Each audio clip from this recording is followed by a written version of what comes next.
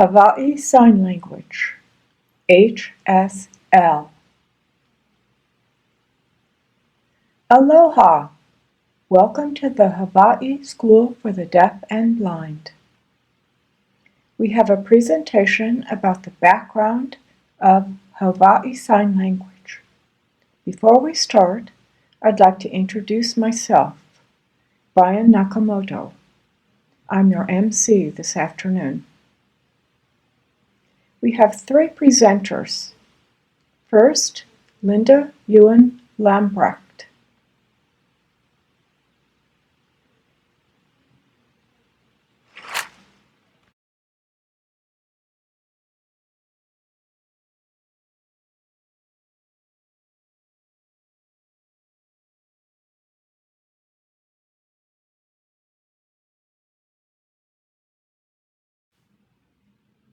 Second, Barbara Earth.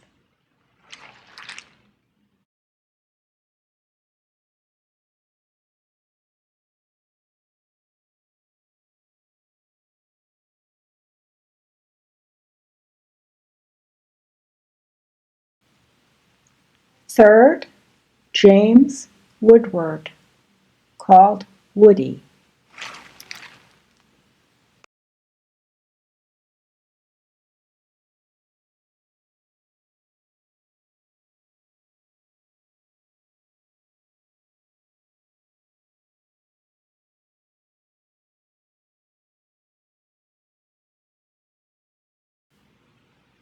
Before we start the presentation, please introduce yourself. I'd like you to talk about your personal background. Aloha, my name is Linda Yuen. You know my married name, Lambrecht. You remember my brother. He was deaf, Henry. I was called Henry's sister. I was young and I would meet his friends who signed HSL. I grew up, went to school, graduated from here. I went to college 1 year. I saw Hawaiian Sign is different. I knew it, but I didn't know Hawaii has its own. Being young, I knew HSL. There were opinions. No, yes, I don't know. Then Woody said, yes, it is a separate language. So this is the summary of the research. That's the story. Aloha, I'm Barbara. My story is a little complex. Am I from Hawaii? No, I'm from Ohio. Was I born deaf? No, I was born hearing and later gradually became deaf. I grew up hearing and later worked at a hearing job in Thailand. But my hearing declined. I was stuck.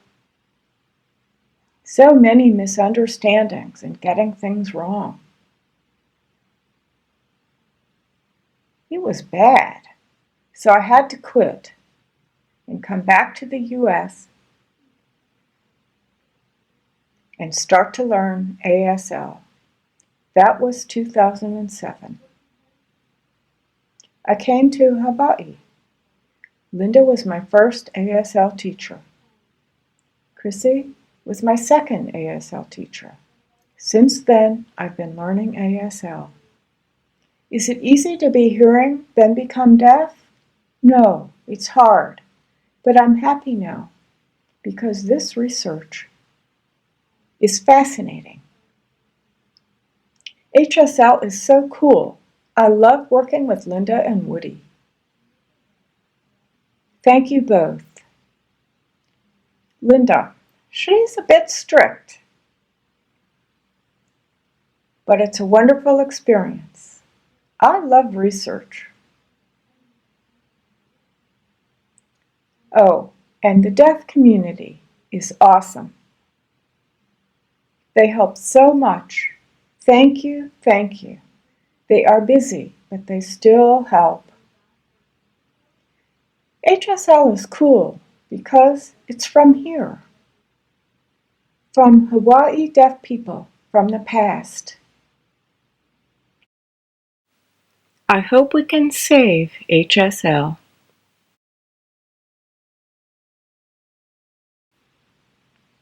My sign name is Woody.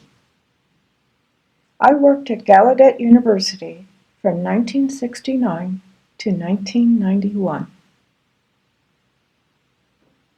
Then I moved to Asia to work with deaf people in Hong Kong, Thailand, Vietnam, and other countries to document their sign languages. I'm happy now to work with Linda and Barbara and other deaf people in Hawaii and to document Hawai'i Sign Language. It's very important. It's the first sign language in the Asia-Pacific region to be documented. So I will be back for 4 months every year. Thank you. Next, welcome some special people. First, Dr. William O'Grady from the Department of Linguistics, University of Hawaii, Manoa, who helped with fundraising and planning for this project. Welcome.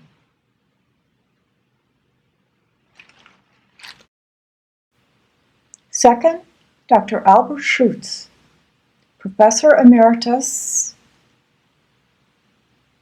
Department of Linguistics at University of Hawaii, Manoa, who served as language history consultant.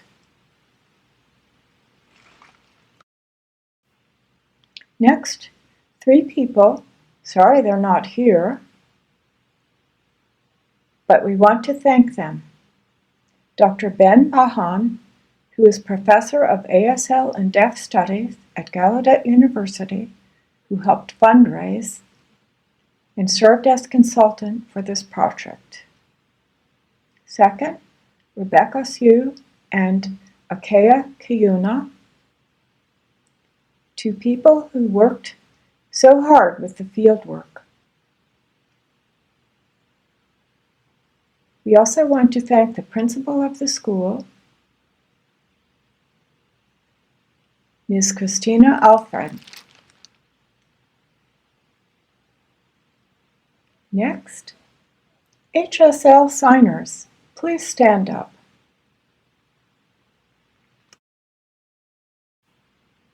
We are especially happy to have you here today. We also want to thank the Hawaii Council for the Humanities, who were involved in supporting the project. Now, are you ready? I am very curious about the new information.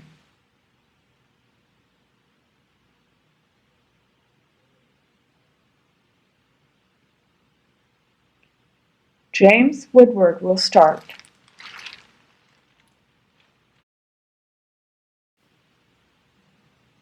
Linguistics.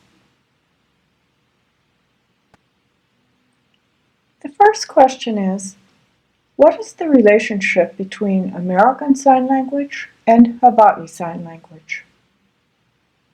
Are they the same or different? And how do we know? We can compare basic vocabulary of ASL and HSL.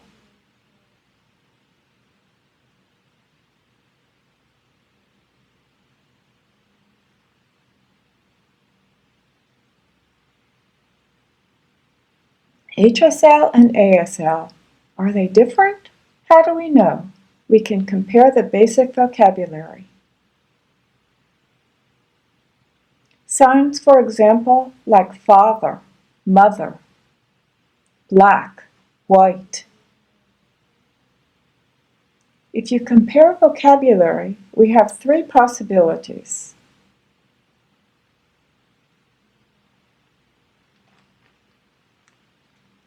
1. If ASL and HSL share 80 to 100% of their basic vocabulary,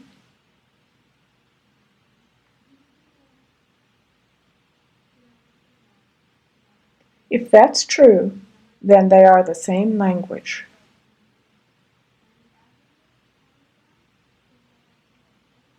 2. If 36% to 79% of the basic vocabulary of ASL and HSL are the same, then they are separate, but they have a historical relationship, like French Sign Language and American Sign Language. They share around 62%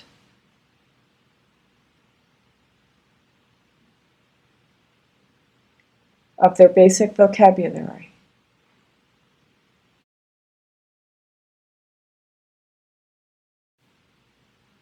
This shows the guidelines for vocabulary comparison and the 3 possible relationships between ASL and HSL.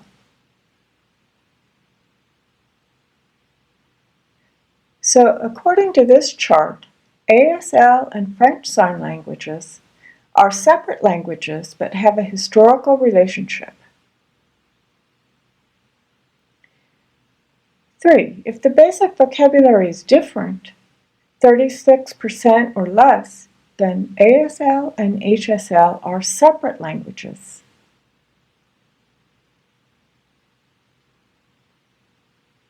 Not historically related.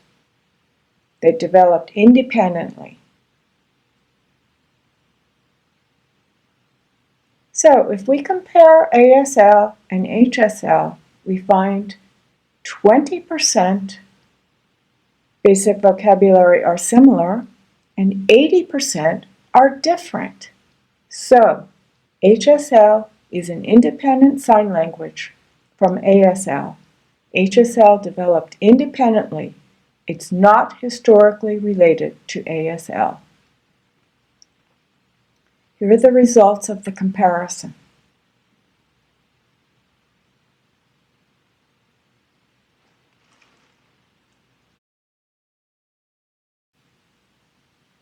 We can also compare grammar.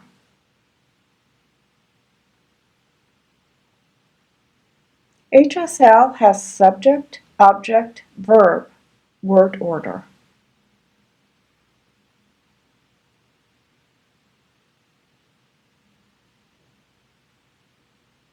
We'll see some examples later. This chart shows the findings for HSL.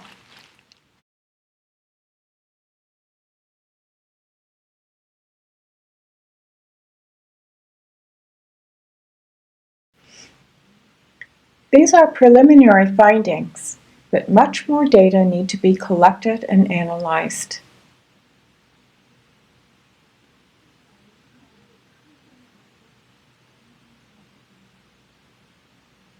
Here we have a brief clip showing comparison of ASL and HSL.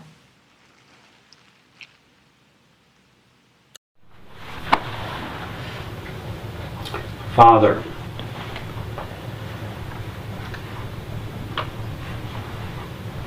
mother, black,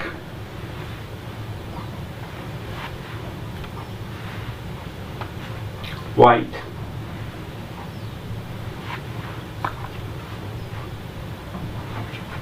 dog,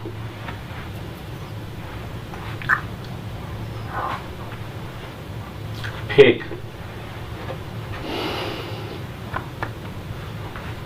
tell a lie,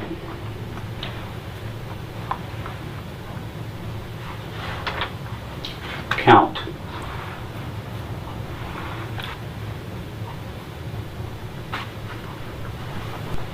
my father has 3 black dogs.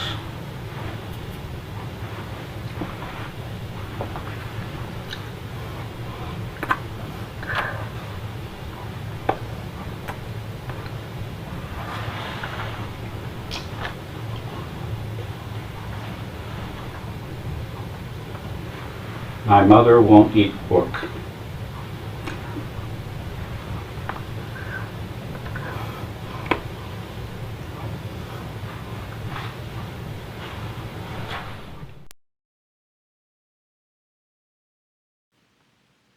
So, are they the same? No, they're different. Next, I'm curious. In the distant past, how did HSL start? The presenter is Chrissy Holmes.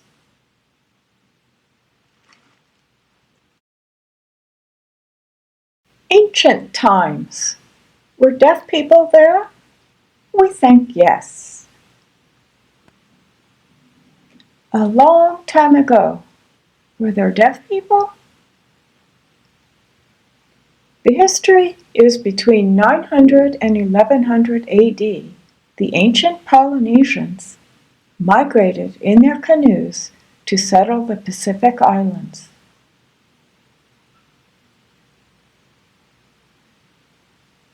They settled the islands around 900 to 1100 AD.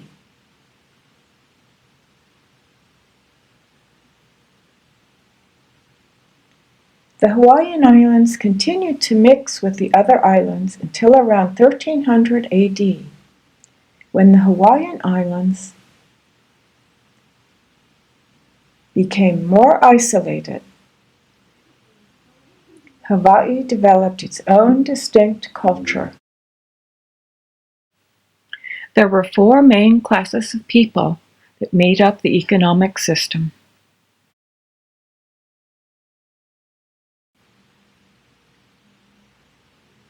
One, the ali'i, the royalty. They had feather cloaks, like in the picture.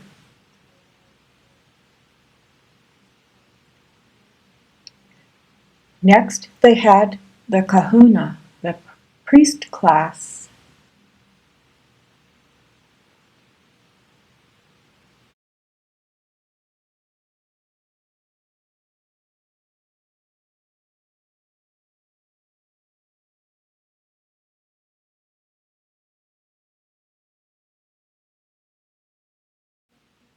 Third, the maka'ainana, the workers for the society.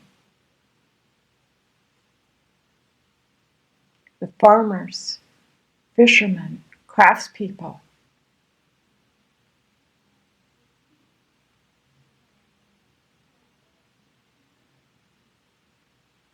Fourth, the kawa, the lowest class.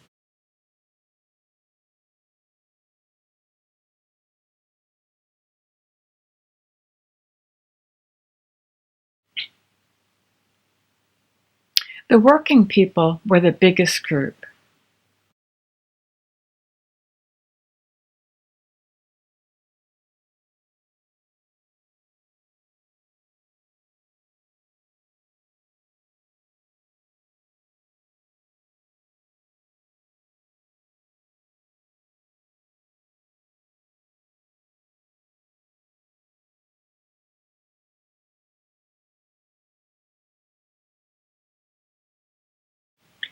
So where were deaf people?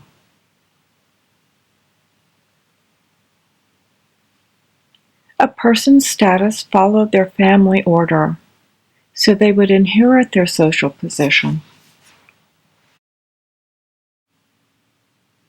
We think deaf people were there. They could easily have lived a normal, everyday life.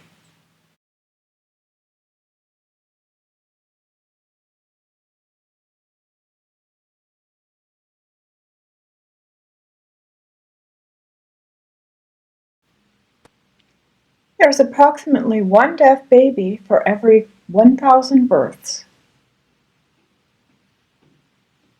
Those deaf children would have grown up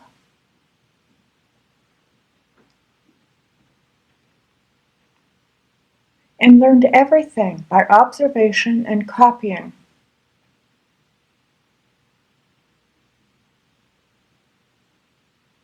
The community likely accepted them.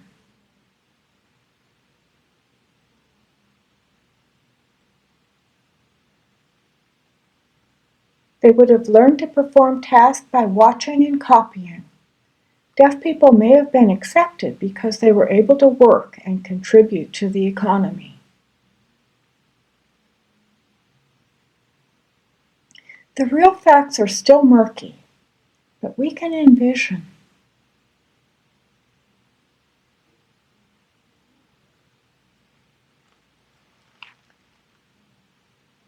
that Hawaiian culture could have provided access for deaf people.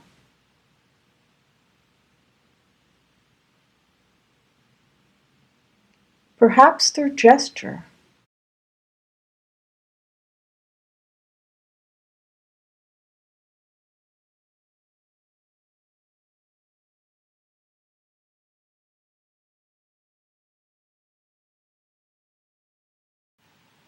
We now have some updated information.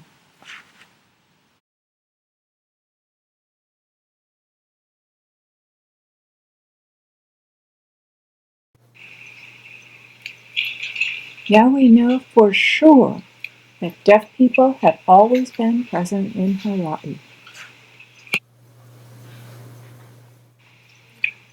How can we know for sure? We can analyze the spoken language. Before I explain the link between history and language, it's important to know how people first arrived. Around 5,000 to 6,000 years ago, the ancestors left southeast China and migrated by boat to settle new lands. They migrated eastward and settled many islands in the Pacific. Around 3,500 years ago, the western Polynesian islands had all been settled. Around 2,000 to 600 years ago, the ancestors migrated again, moving further eastward until all the Polynesian islands, including Hawaii, were settled. The ancestors departed China 6,000 years ago and migrated up until 600 years ago when they settled all the Polynesian islands.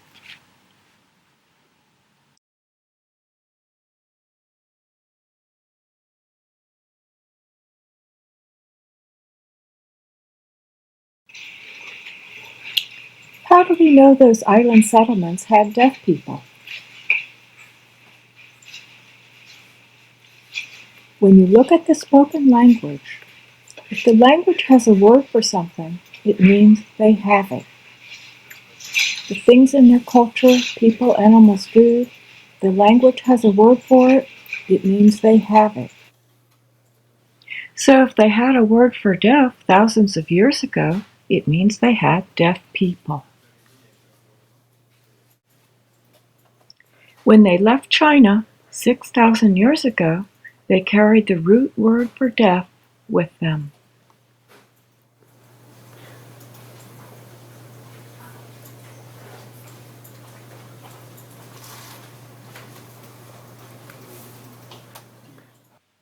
This reference is a dictionary that compares many island languages. This is a list of some of the languages that have related words for deaf.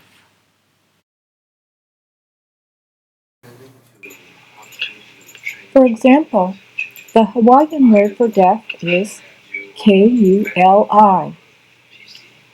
The Samoan word for deaf is Tutuli. The Maori word for deaf is Turi. In Tonga Island, the word for deaf is Tuli. In Tuamotuan, the word for deaf is Turi.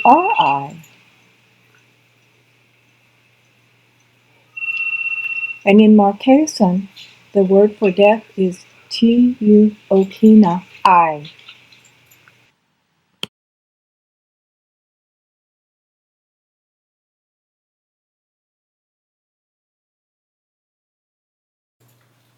See?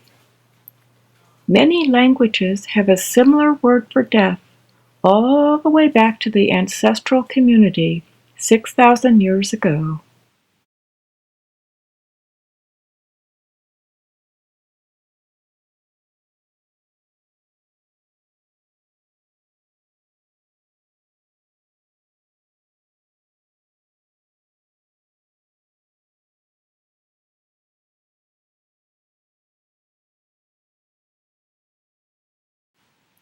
Now we know deaf people have always been here. Now back to the presentation.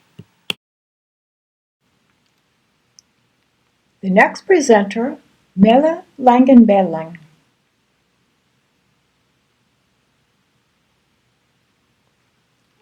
We'll talk about the letter from Hiram Bingham to Thomas Hopkins Gallaudet.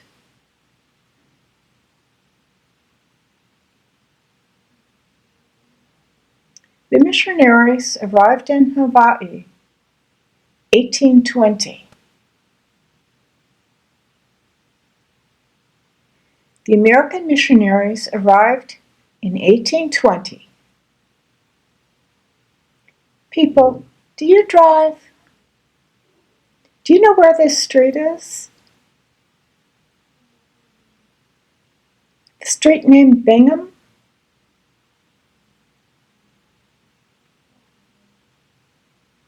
I will talk about the letter that Bingham sent to the Reverend Thomas Hopkins Gallaudet. This letter provides a glimpse of Hawaiian deaf people from 1821. Now we'll explain a little bit of background about them. Bingham was the leader of the missionaries. Gallaudet set up the American School for the Deaf in 1817.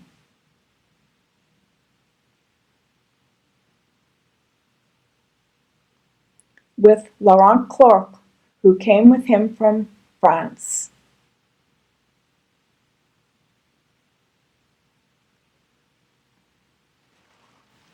Gallaudet met Clerc in France, convinced him to come back with him to Connecticut and set up the first deaf school,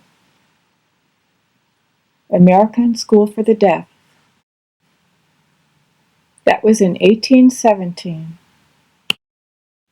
American Sign Language developed from there. Bingham and Gallaudet were friends from Andover Seminary. When Bingham married, Gallaudet gave a speech for them.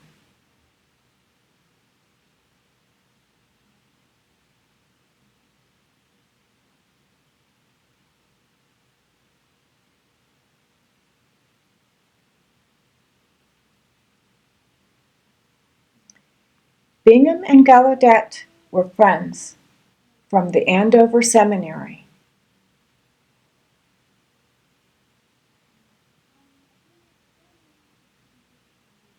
Bingham and Gallaudet had a belief that sign language was universal and could help people understand God. This picture shows Bingham with his wife, Sybil Mosley.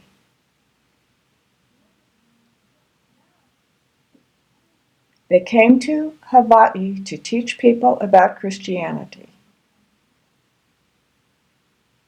Gallaudet wanted to know about the signs they found here in the islands.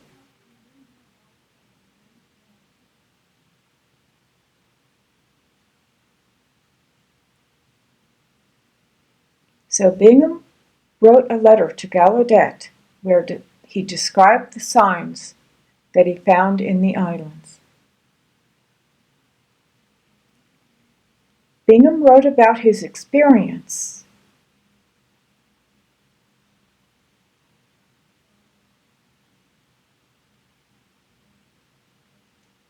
The picture shows the letter dated February 23, 1821.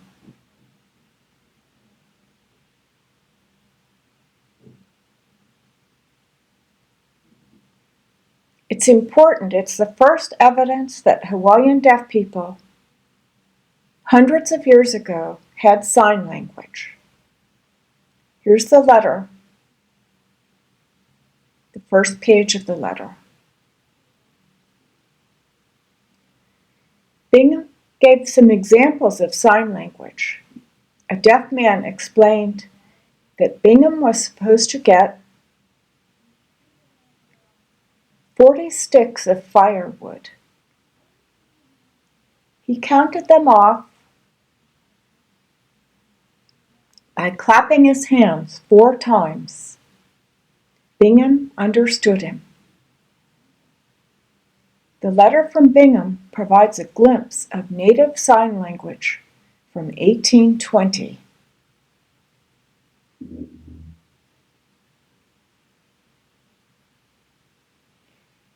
Another example, the same deaf man wanted to sell a pig.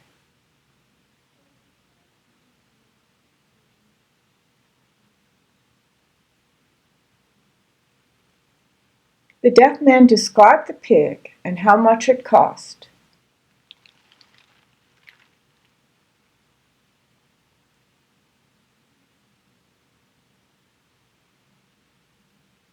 Bingham understood, and he tried to bargain with the deaf man. The deaf man laughed and told him to go see for himself.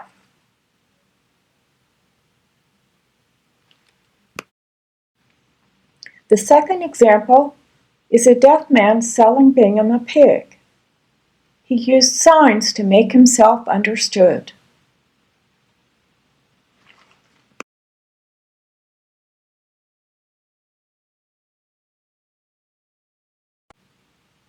These examples show that Hawaiian deaf people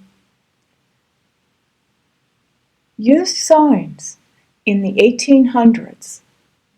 Bingham also noted the ease of communication between the deaf man and hearing people because they used many gestures.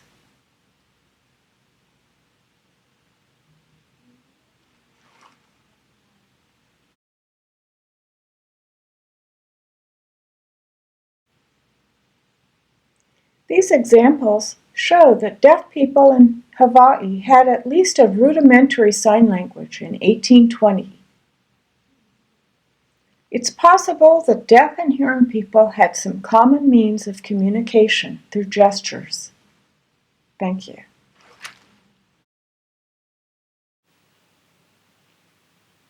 Next, the late 1800s and early 1900s,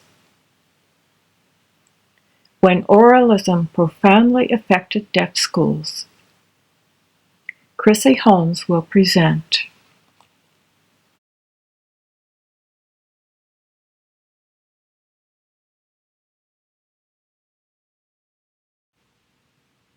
The 1800s had many, many thousands of immigrants.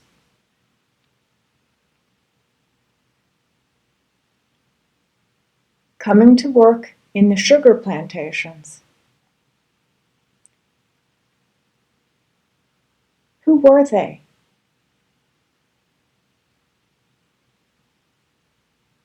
Chinese, Japanese, Koreans. They came to work in the plantations.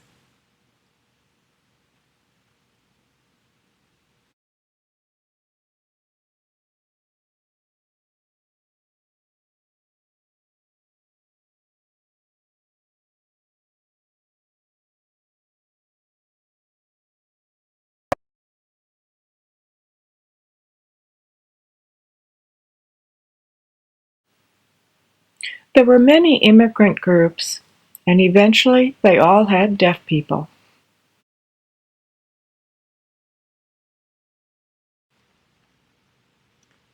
The research found many newspaper articles from that time, about 50 articles.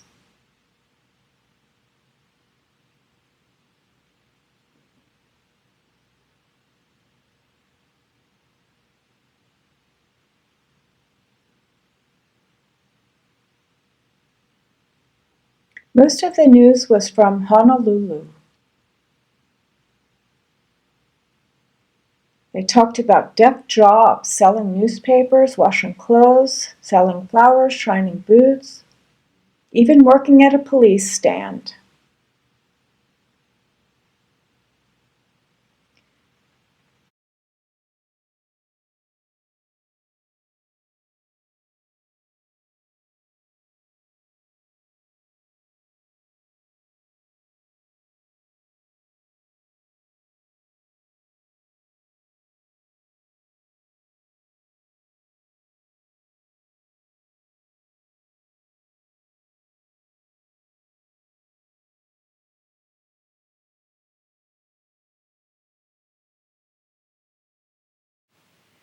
The newspapers mentioned deaf people of all ethnicities.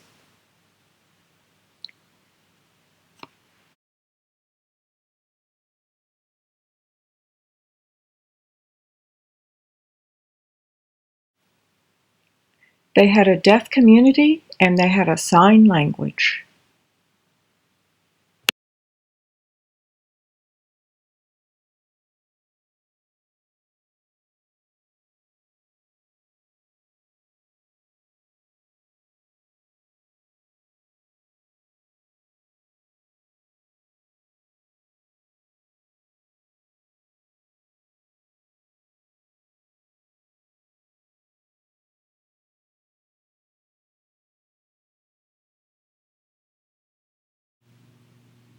There were stories in the news about deaf people. Boys were able to excel at sports, like riding bicycles and roller skating.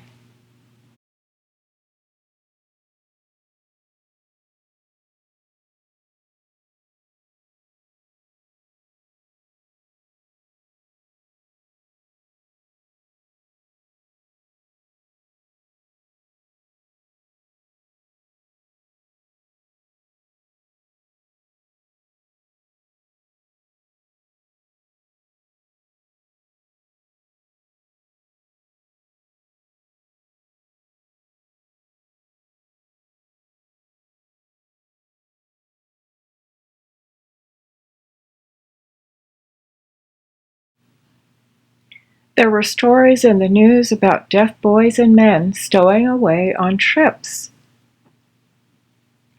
Like hearing people, they wanted to see the world.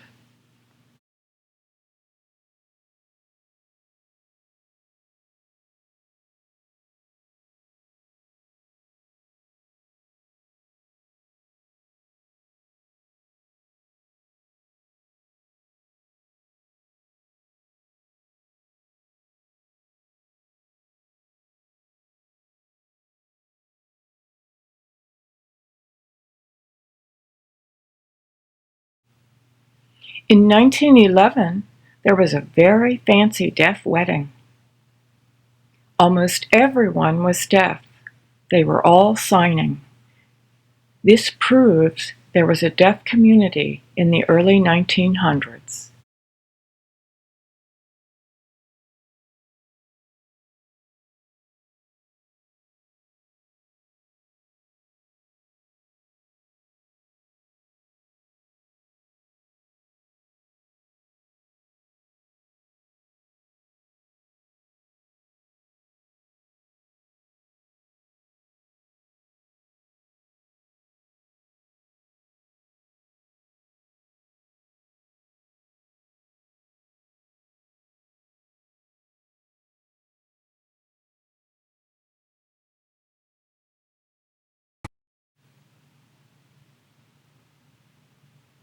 The last story, there was a deaf man who was granted citizenship in 1902.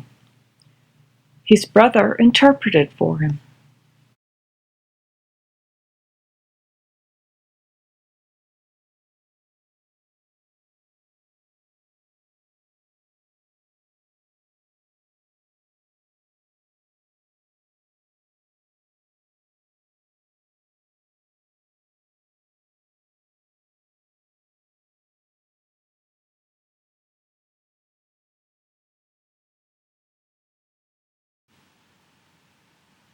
The previous topics for about history before the deaf school in Hawaii was set up. Now Amy Tsuji-Jones will discuss the founding of our deaf school.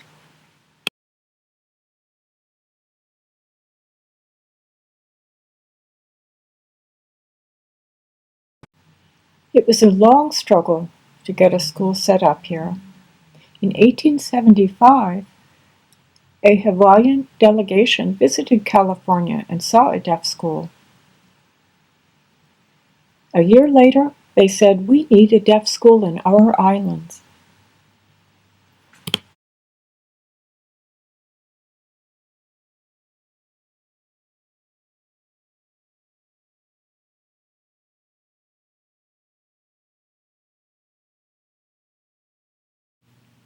In 1887, Queen Kapiolani and her sister-in-law, Liliuokalani,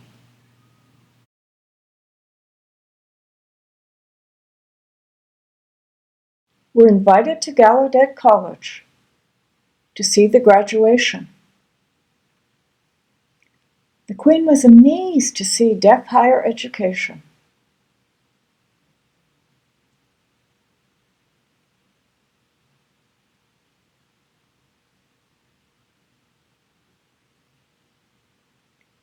This describes the long struggle to set up a deaf school. The Hawaiian government was clearly interested in the deaf by sending a delegation and also the Queen visiting Gallaudet College. The picture shows Queen Kapiolani seated, and in back is Princess Liliuokalani. They went to England for the Queen's Jubilee in England.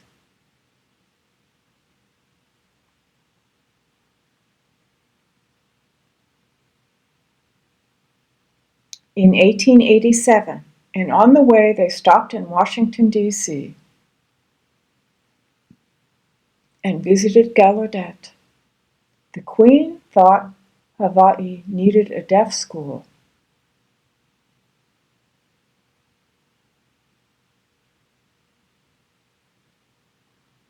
But in 1893, Liliuokalani was queen. The monarchy was overthrown.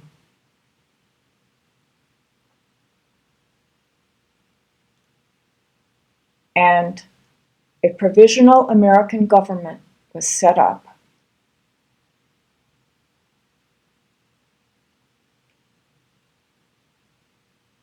It's possible that if the Hawaiian government had continued, the Queen would have had her wish and set up a deaf school.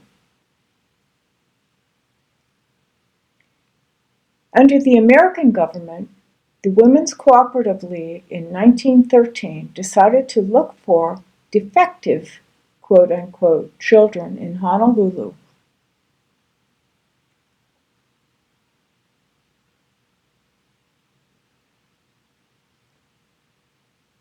Miss Mason was hired from Berkeley, California, to be the first teacher. And the school was set up for children with disabilities. It was located in the back of Kaiulani School on Robello Lane in Kalihi. The building was owned by the Chinese Society. The first 6 children, 3 were deaf, 2 blind, and 1 developmentally delayed.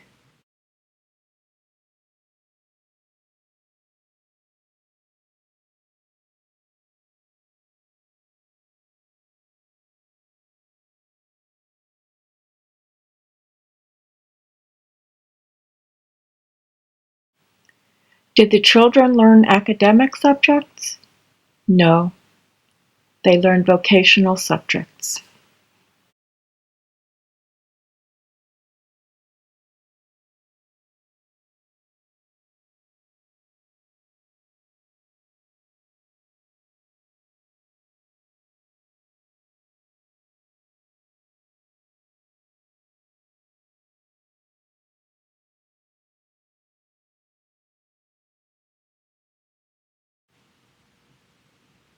This shows the kind of work they were doing in the beginning of the school.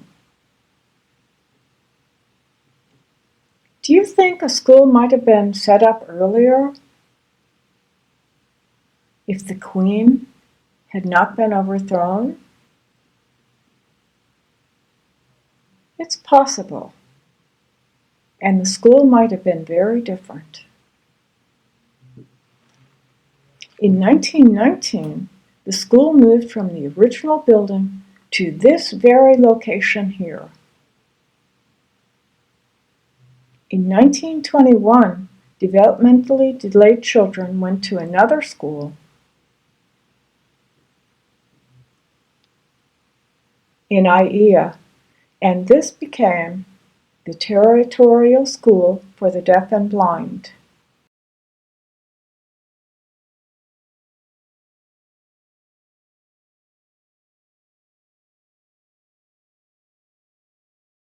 How did Hawaiʻi Sign Language spread to the other islands?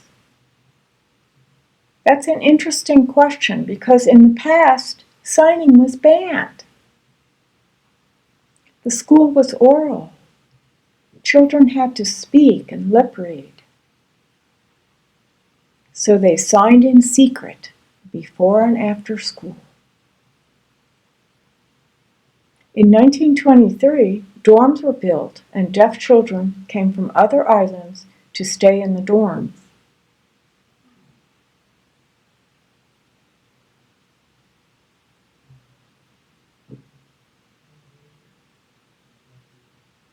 They had to lip read and speak in school, but outside, they signed, like some of you older people in the audience. When school was over, they took HSL home with them to the other islands. The school had an oral philosophy.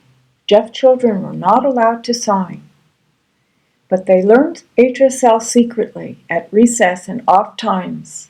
Deaf children from other islands took HSL back home with them. The story continues on Disc 2.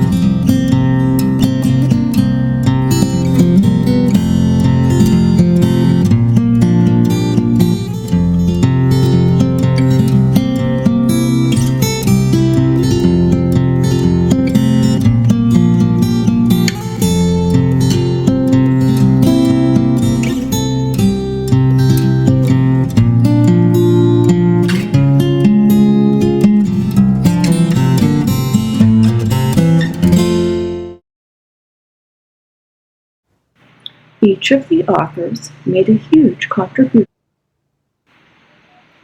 Linda Lambrecht learned HSL as a child. She remembers people signing. Looking back as an adult, she knew it was important to save it.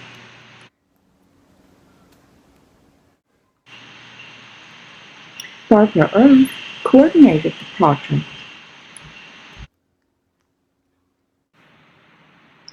She also did the historical research on Hawaiian Sign Language and Hawai'i deaf people. James Woodward is a world-renowned sign linguist.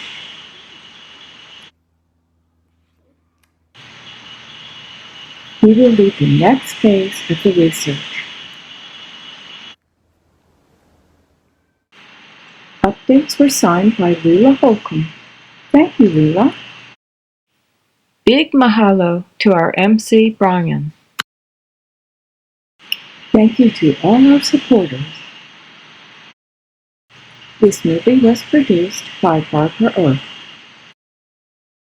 For further information, contact James Woodward at woodydvn@yahoo.com.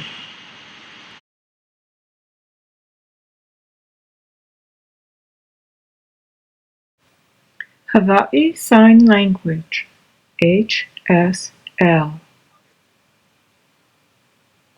Disc 2. Next, Linda Lambrecht will discuss about an important person, Edwin N.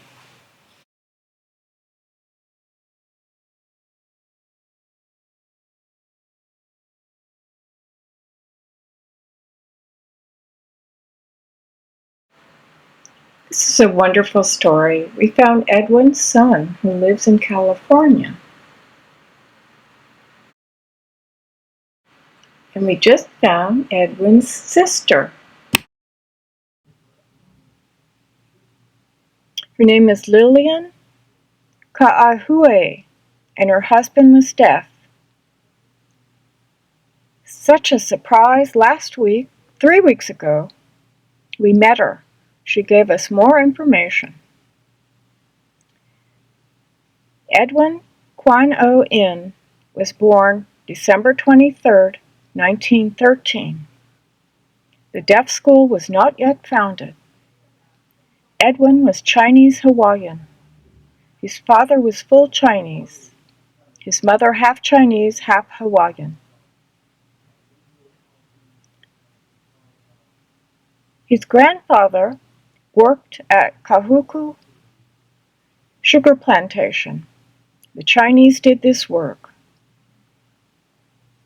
They moved to Honolulu, and his father worked as a cabinet maker at Pearl Harbor. They lived in Kaka'ako. Edwin, as a hero, well, we don't use that word so much in the deaf community. Edwin was a father.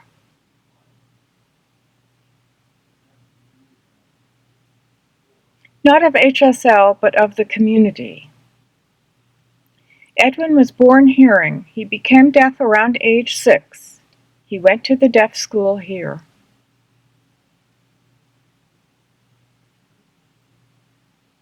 His sign name means throwing up, probably from a bout of sickness as a child.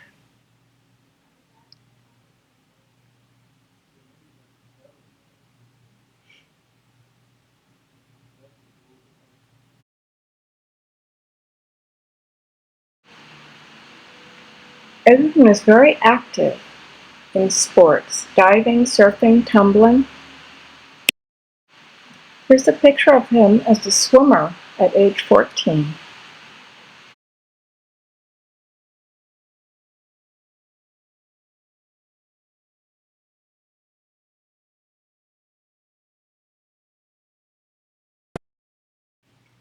Someone said Edwin was so handsome, but he didn't marry a deaf woman. He married a hearing woman.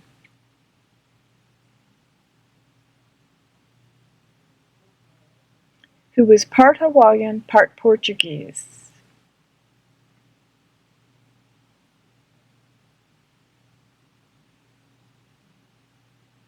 Edwin got many awards, sports awards. He might have been in this photo. It was taken while he was in school. When he was older, he taught tumbling to young children in the 1950s here at the school. Edwin was a super athlete and may have been in this photo from 1929. Edwin was important because he taught HSL during the oral times.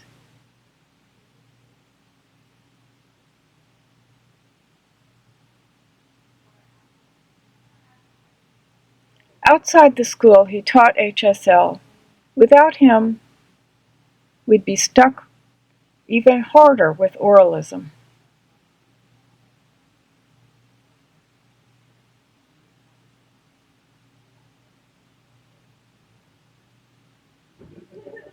Do you older people remember Edwin?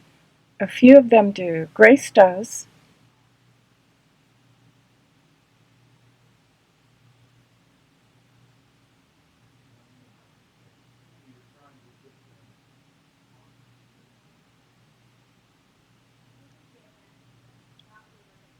And Betty was in the club when Edwin taught.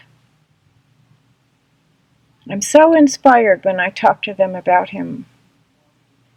Still living people remember Edwin for his excellent signing and teaching of HSL. ASL was introduced during his time. In 1939, a priest came and started weekly gatherings for the deaf. It was called Father Mac's Deaf Club. Some deaf remember the HSL signs for cars. No, we didn't spell. We had signs that described the cars. Sign for Etzel, it's cool. Short words like Ford and Chevy could be spelled.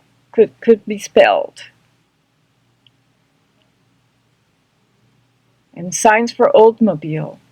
Now those signs have disappeared.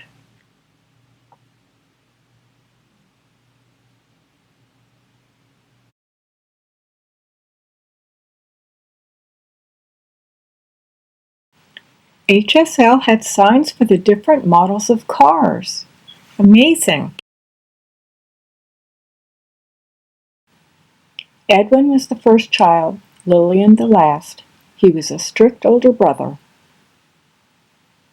Edwin had 2 children that he raised as a single father from 1945. Roland on the left and daughter Beverly on the right. Edwin's son informed us that Edwin was a talented artist.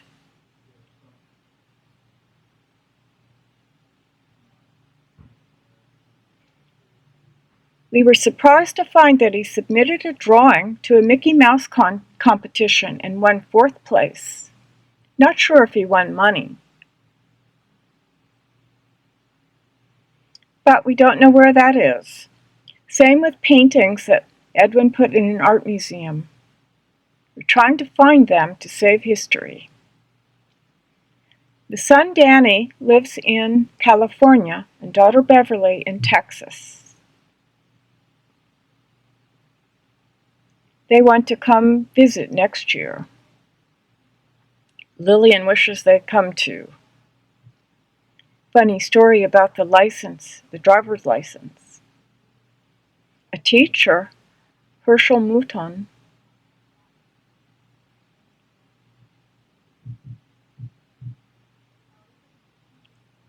in the past, deaf people drove. They were skilled, but they didn't have a license. Herschel Mouton was Patty Sackel's father from the mainland. He said, "What? No license here?" Because he previously had one in Texas.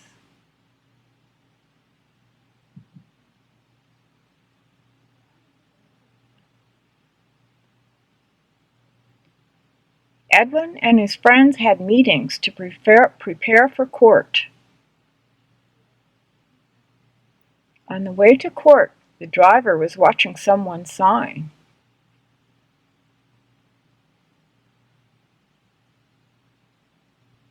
And went over the curb. Edwin gave him a knuckle in the head. Have to watch the road. Yes, sir. I like that story. Edwin made his peers promise that they would drive safe, not sign with the driver, not mess up.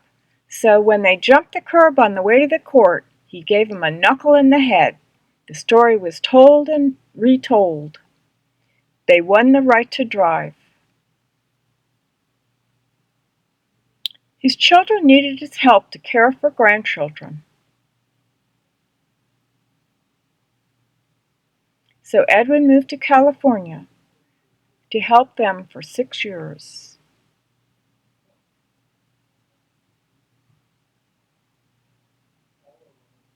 He died January 4th, 1973.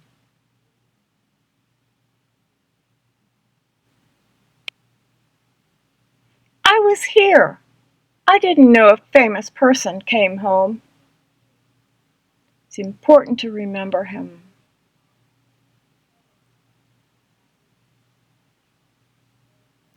She describes finding Edwin's grave.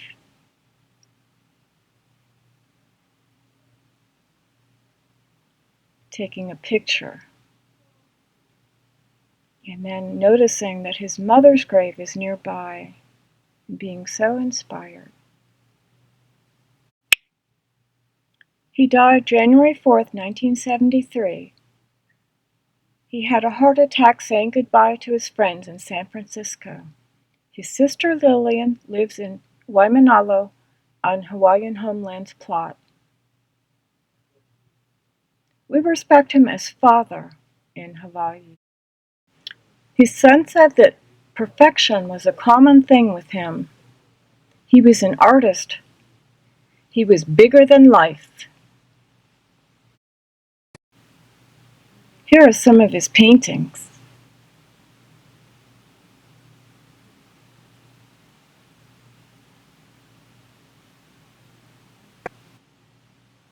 In this photo, Edwin looks like a Native American.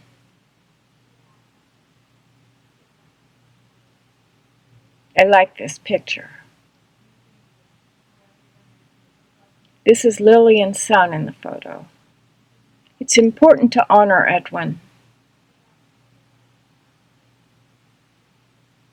Every year I will put flowers on his grave. Remember, next year is the 100-year anniversary of the school. We will honor him.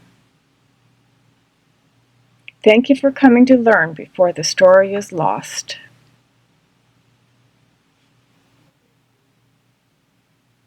Edwin Inn.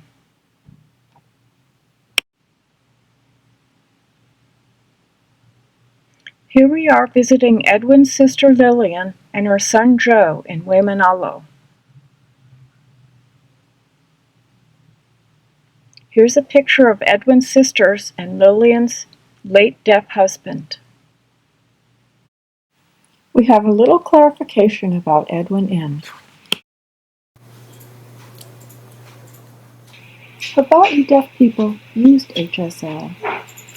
Edwin Inn had many friends. They knew HSL, but HSL was not strong because sign language was banned in the deaf school. Children were forced to lip read and speak. If they were caught signing, they were punished. It was strictly oral. But when they left school, they craved to learn HSL.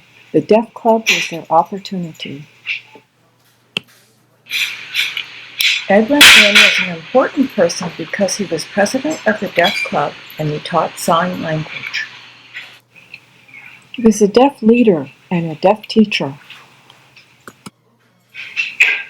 He taught sign language to young adults in the club. He didn't teach children.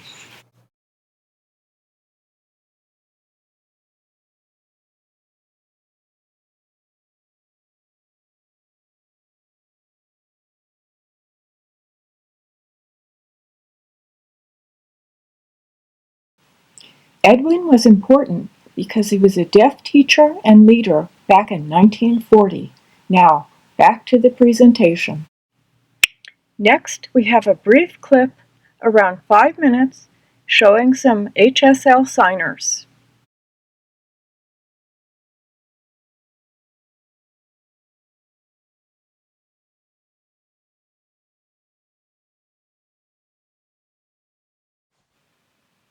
Hey, what are you doing? Morning's over. You go to school? You go? I don't like that. You know that boy? Bus hit him. Dead. Crazy, crazy. You spoiled. You go to the store. Bye, bye. Me work hard. In the farm, digging hour after hour. You go to the store lazy. You weak.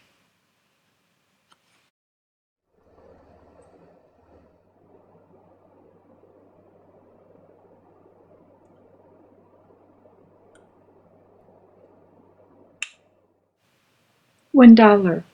$1. 15 cents. $4. $5. Hello, hello. Play outside. I don't know where. Hello, hello. She.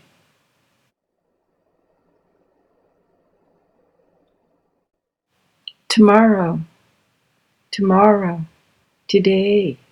Tomorrow. Yesterday. No, I'm always telling my daughter many times. I worked sewing. It was a Japanese place, small. I worked there 35 years. 35 years. Pig farm. For Christmas, my father would kill a pig, divide it up,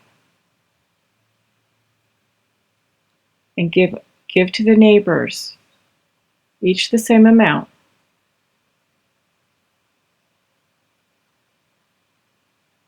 Every year. Every year.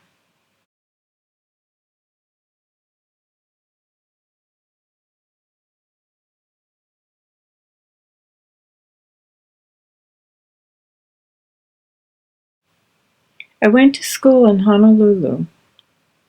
The deaf talk, the teacher talk.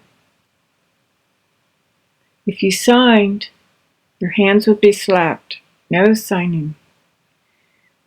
I would hunt birds, not with a gun, with a trap. Brother and I would put sugarcane. No,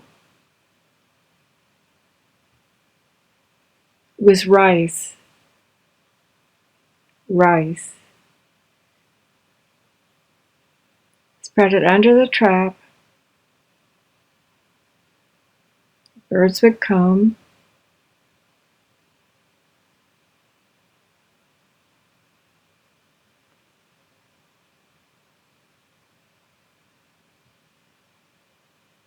My brother and I would catch them and kill them. Bring them home. Mother would cook.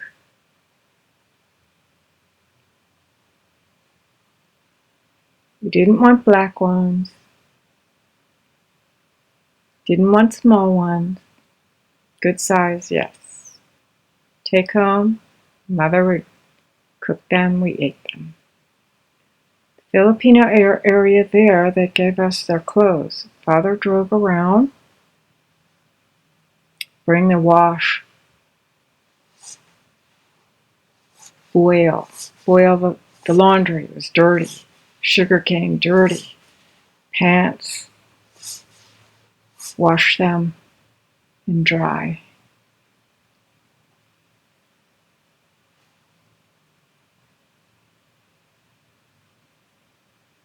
Hang them up. Dry, then iron them. I don't know how much they paid. I don't know.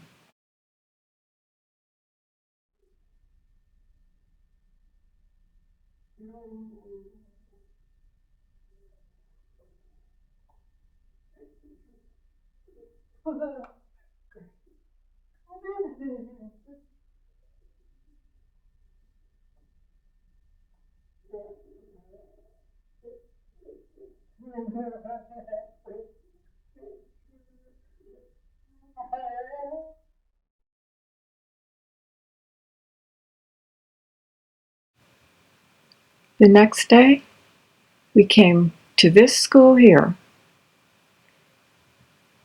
I want to go home. I want to go home.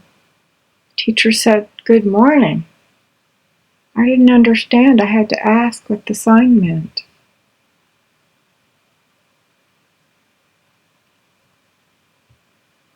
I know history from 1941 onward. I learned the ASL alphabet from a nun. I saw it. The nun was associated with Edwin. I learned from her.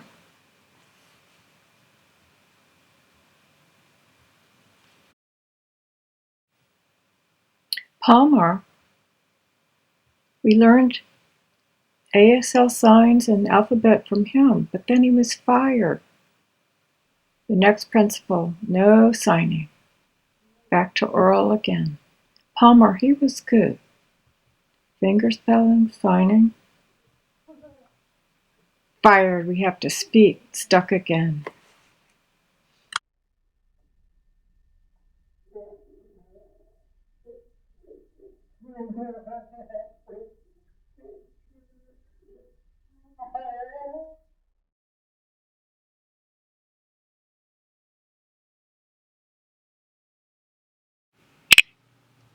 Interesting, wasn't it?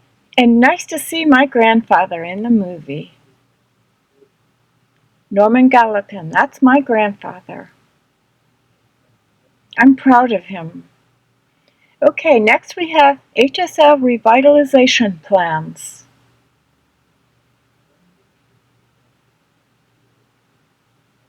Presented by James Woodward. Woody. HSL revitalization plans. Is Hawaiian Sign Language completely gone? Not yet. But it's important to document it. HSL is endangered.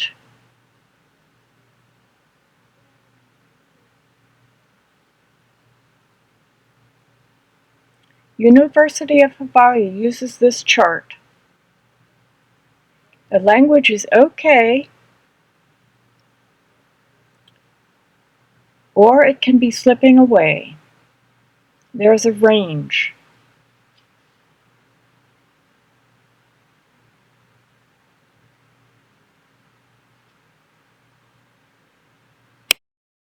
On the scale of language endangerment, HSL is 92%. That means critically endangered.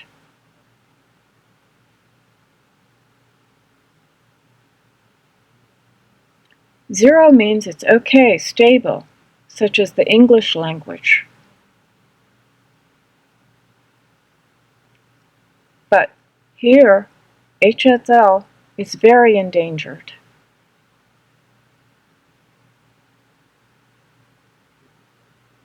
A few people still use HSL.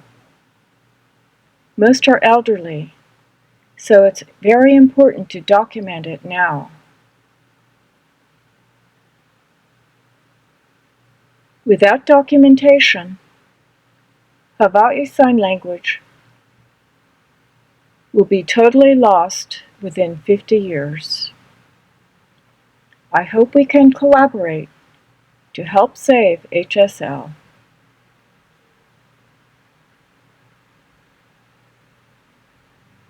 HSL is only a tiny bit documented, 1% or less.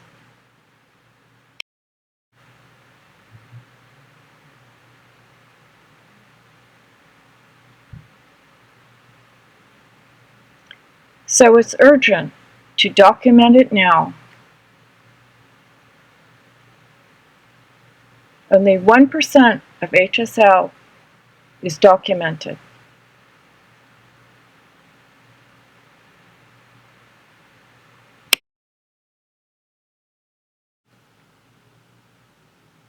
It's important to train deaf people how to document. In the future, if you're interested and motivated,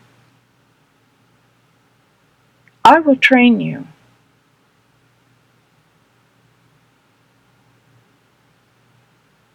For free. We will work closely with University of Hawaii,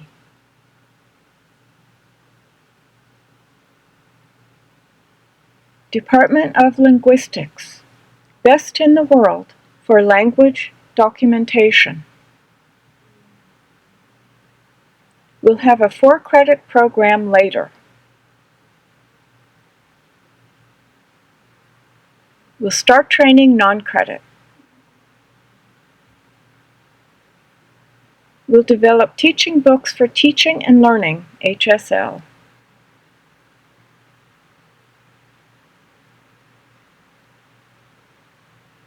We will train people who already know HSL how to teach it. To deaf children, deaf adults, and hearing adults.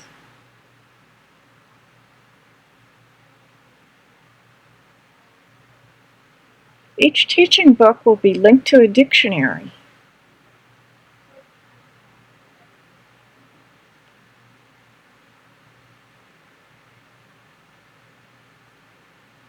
And then we'll collect all the information to make a big dictionary.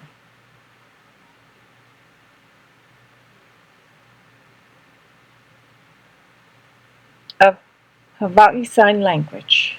I hope that high school here at this deaf school, other high schools for hearing students, KCC, and UH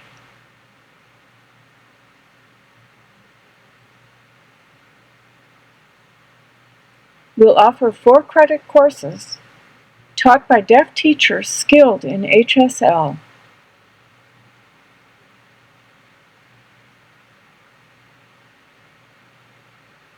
Just like spoken Hawaiian language taught for credit. We will develop exhibitions for sharing information.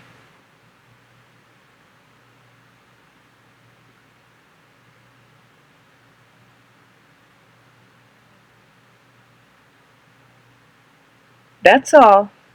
We're crossing fingers.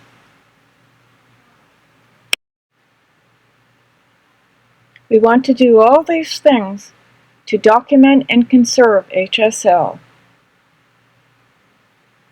3 student handbooks and dictionaries for teaching HSL.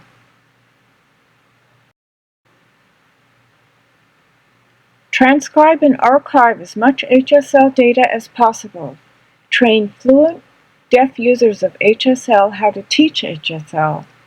Prepare public exhibitions on HSL to increase awareness. Do you know about this quote? Around 1911 or 1913,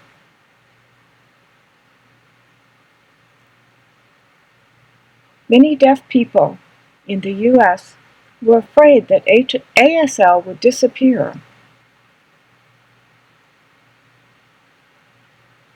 Because deaf schools, at that time, more than 80% were oral. Sign language was banned. So it was necessary to film the signs. That was the first time. Veditz was president of the National Association of the Deaf. So now we want to do the same thing with Hawai'i Sign Language. Film it and conserve it. Thank you.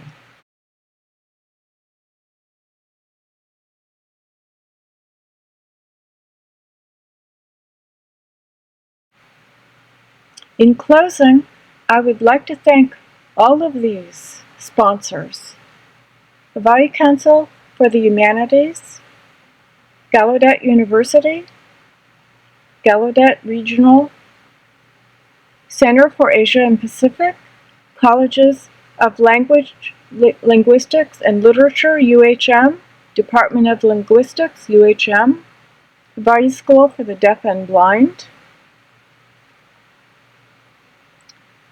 Aloha State Association of the Deaf, and last, Patty Sackle. Thank you all.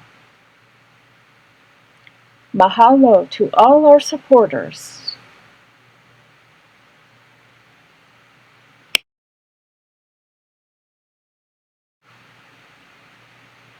I want to add thank you to all our Hawai'i signers and those who value history. Thank you for coming.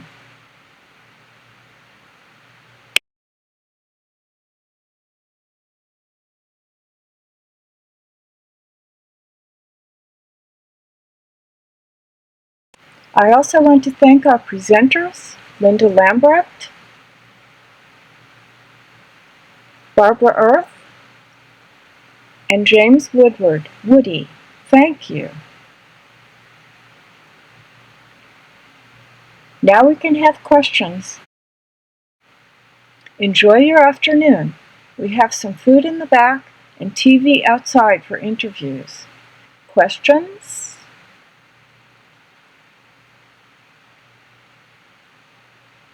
Important. Barbara worked so hard. This presentation became so smooth.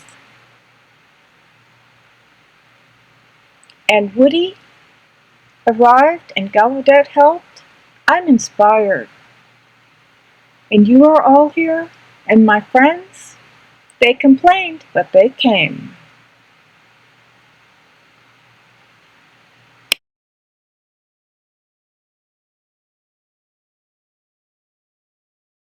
Brian is relaying the question. I'm curious. My name is Henry Grosbank. I'm curious how the team worked to find all the information and organize the presentation.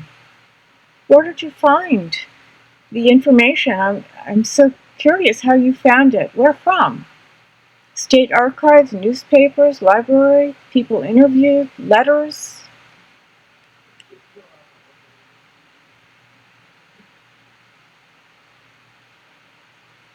So much information. How did you collect it all? Thank you. Barbara knows. I searched and collected and read everything.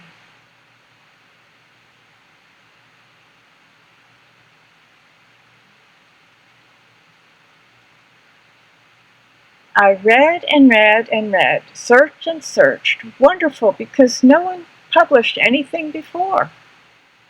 We're the first. That's good. Lots of work. The newspapers have an index I will share with you. It has a link. You type in a search word and up pops. Oh, many, many places. Just keep searching and contacting different.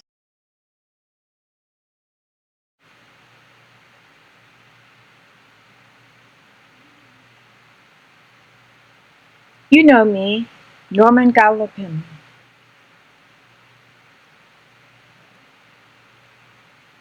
You know, most deaf children have hearing parents. Most of the time, that deaf boy or that deaf girl has hearing parents. Children follow the parents' hearing. But that means a lot of criticism. They're confused. Where's the sign language? It breaks their heart. Deaf sons and daughters, better focus on the children. When they go to school, that's English language. Then the weekend go home, try to sign with parents, they can't. If children learn sign at school, then get criticized at home, it hurts their child. The child thinks, where is my language? better to allow the child to learn sign at school, come home to parents. Some parents like and are motivated to learn signs, and they ask their child to explain. Child is happy to show signs to them. That way parents learn from the child. It's good. But if child faces a lot of criticism, it hurts. We don't want that. If parents can't sign, use action, body, expression, movement. Act out what you mean for the child. Then the child can sign to ask you the meaning, and they will understand together. You can't criticize and just leave it at that.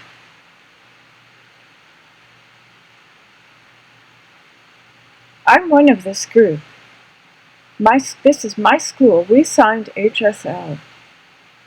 The mainland, ASL, it's not mine, but I stayed there. I learned it and came back. People thought I had become so intelligent. I told them, no, I don't want you to see ASL and copy me.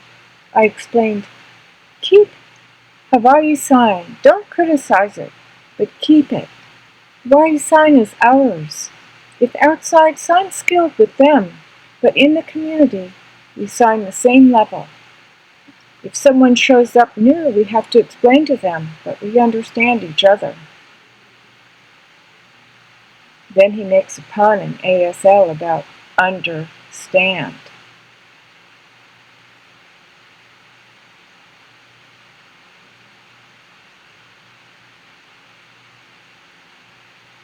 Thank you.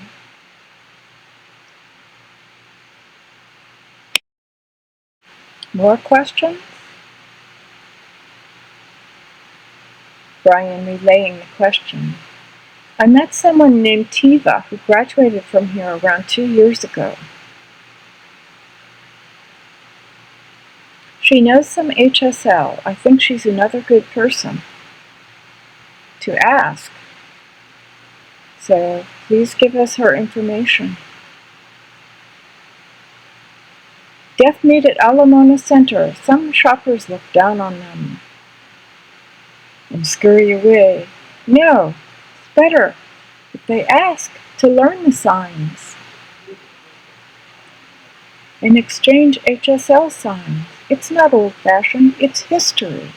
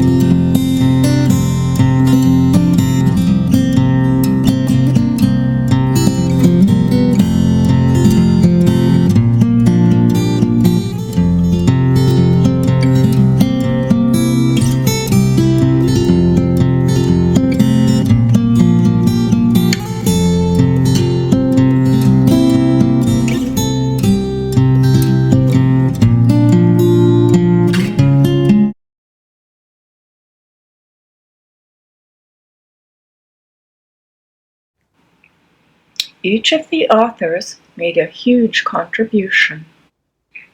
Linda Lambrecht remembers Hawaiian Sign Language from her youth. She saw people signing and remembered it. Now she knows it's important to save it. She worked a long time to keep it. Second, Barbara Earth wrote the grant proposals and coordinated the project. She also did the historical research on HSL and deaf people in Hawaii.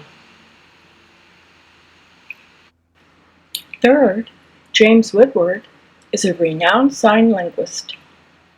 He studied many languages around the world. He will lead the next phase of the research. Updates were signed by Leala Holcomb. Thank you, Leala. Many thanks to all the supporters of this project. This movie was produced by Barbara Earth. For further information, contact James Woodward at woodydvn@yahoo.com.